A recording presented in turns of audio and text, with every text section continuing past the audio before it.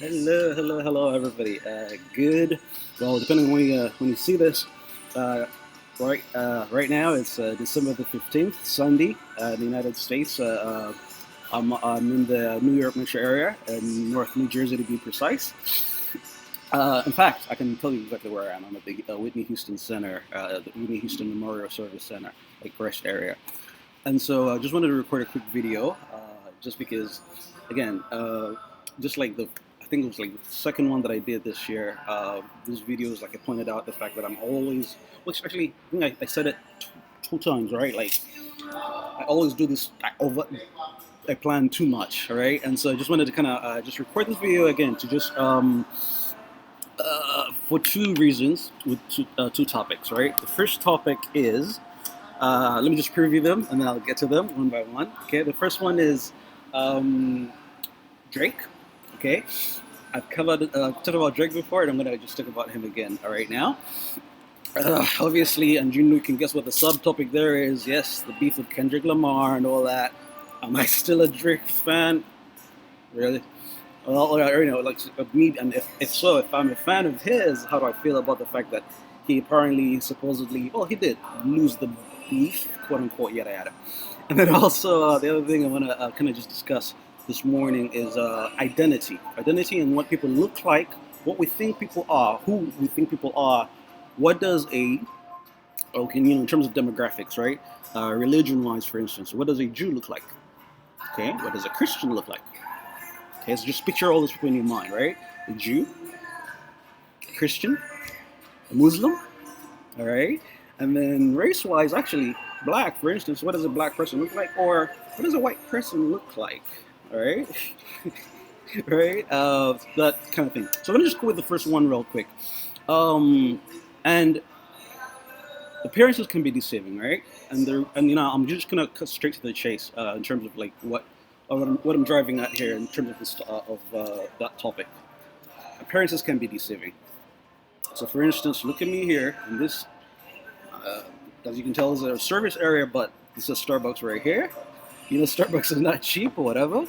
Okay, and here I am on this fancy my MacBook recording this video, right? I have a nice mouse and everything. You know, like a little one of those yuppie guys. Is that still a thing? Anyway, but so what's my religion? You know, what's my race? What's my etc. etc. Okay, and the other thing is I'm going to end with just as a rhetorical food for thought question: what does a homeless person look like? A homeless somebody and what does it mean to be without a home, to be homeless? Huh? I believe there's ways of like nowadays, like in the culture wars, we talk about what do you call it? How do you say? Being politically correct, right? So, but yeah, but so I believe there's a like. I think I've read somewhere that like there's another way to refer to folks that are homeless or whatever. But yeah, but just let's just go with like it's not an insult. So if you say someone's a homeless person, what does a homeless person look like? So let me just leave you with that. All right, and then finally, final topic of the day is the Drake thing. And so look, the theme, or rather the thesis, when it comes to the Drake thing is this. I think a true Drake diehard fans. I'm gonna forward this video to my niece Kate. Kate, you better comment and like and share this video, Kate, for real. And you're a bad niece because you hit like you're not keeping in touch with your uncle. Anyway, listen, if you're like true Drake fans, true Drake diehard fans like myself and my niece Kate, I guess maybe a good fan, a real fan, I believe might be similar to like a real friend. Okay, and so I for one, I love the man. I love Drake, but I also call out his like, yes, it's been pointed out. Maybe he might not be a misogynist, but like certainly a lot of his lyrics are whatever are seem or come off as misogynistic, whatever, right? By the way, if ever Drake, if you ever watch this, let me finish the sentence. Look, the point is, I've called out that aspect about him before. Him and I were both Mama's boys, and I just don't understand the whole misogyny thing and the B word here and there or whatever. And then this last album, I just feel like it kind of really went overboard, like this one particular song and all those things. But I still love Drake, and I like to think that like, look, he's not, like these rappers being holier than thou when it comes to these issues or any of these genres of music, rock music or rock, ROCK, rock music and all this other stuff. I mean, like, so yeah, Drake is not perfect, but I love him. And so he lost the beef with Kendrick Lamar. Yeah, okay, fine. He did. But so what, right? Like, honestly, I'm not gonna say.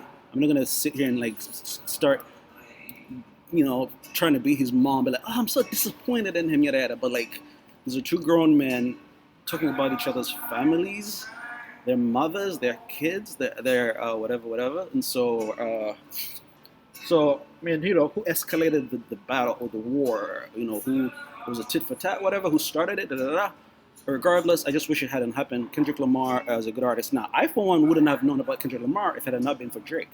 Drake on his I think it was the Take Care album, if I'm not mistaken. Take Care is when there was that like that in the middle of the album somewhere at the beginning of the middle. It's like an interlude, and then Kendrick Lamar comes in with that. It's like a really nice song. Like, I'm gonna put the details in the description of this video. Anyway, look. He lost the beef. I still love him. I just wish the whole thing had not happened. It was too dirty or whatever. These are two grown, good black men who are both trying to do good in the industry, in the music industry, in life in general, I believe. And so, but I still love my man Drake, and I'll keep calling him out in a good way, the way a good friend kind of like gives advice in a nice way to a friend, a fellow friend. You know what I mean? Like as a man, as a black man. Drake is like a force of, he is a force for good, so to speak, whatever, like a positive, like he can be, and he is a positive, energetic force for us, like, those of us that his fans, and like those of others that like, man, just in general, he's just, you cannot deny his charisma. The caffeine has me a little bit high strung, as you can tell, but I'm going to end the video here. It was meant to be less than definitely 10 minutes, and it's at 7 minutes. I've been speaking a little fast, but it's all good.